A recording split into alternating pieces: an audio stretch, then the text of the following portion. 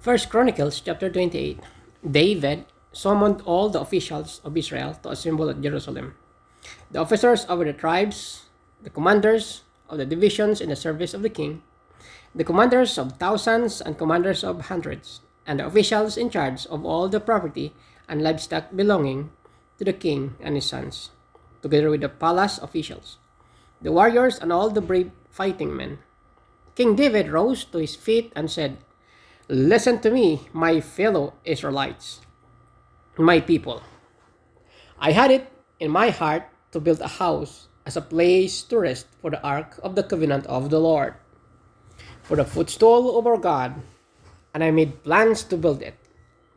But God said to me, 'You are not to build a house for my name, because you are a warrior and have shed blood.'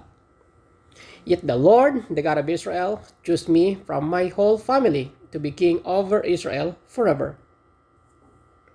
He chose Judah as leader, and from the tribe of Judah he chose my family. And from my father's sons he was pleased to make me a king over all Israel.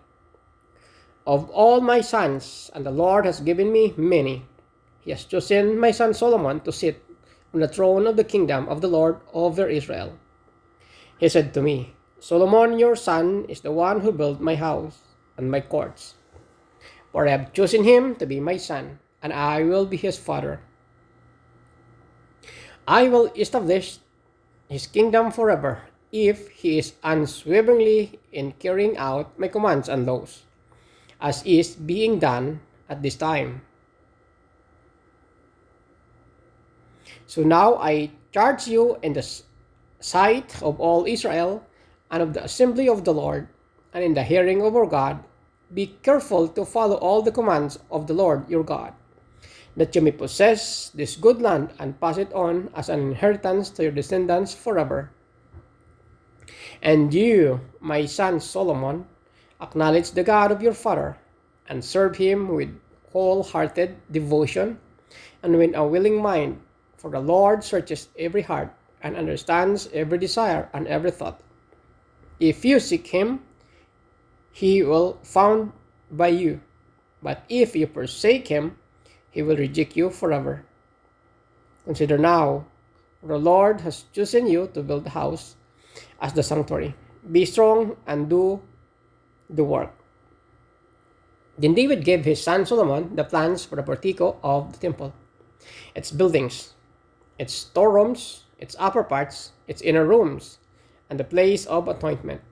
He gave him the plans of all that the Spirit had put in his mind for the courts of the temple of the Lord, and all surrounding rooms, for the treasuries of the temple of God, and for the treasuries for the dedicated things. He gave him instruction for the divisions of the priests and Levites, and for all the work of serving in the temple of the Lord, as well as for all the articles to be used in its service. He designated the weight of gold for all the gold articles to be used in various kinds of service, and the weight of silver for all the silver articles to be used in various kinds of service.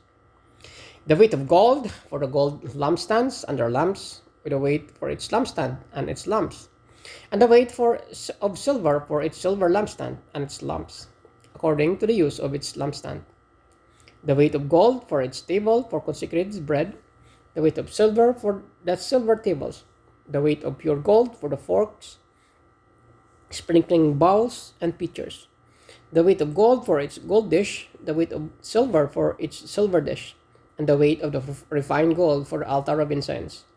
He also gave him the plan for the chariot, that is, cherubim of gold that spread their wings and overshadowed the ark of the covenant of the Lord. All this, David said, I have in writing as a result of the Lord's hand on me, and he enabled me to understand all the details of the plan.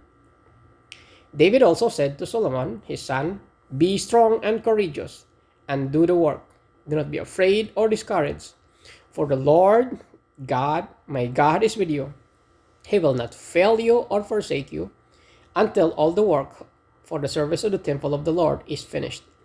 The divisions of the priests and Levites are already for all the work on the temple of God, and every willing person skilled in any craft will help you in all the work. The officials and all the people will obey your every command.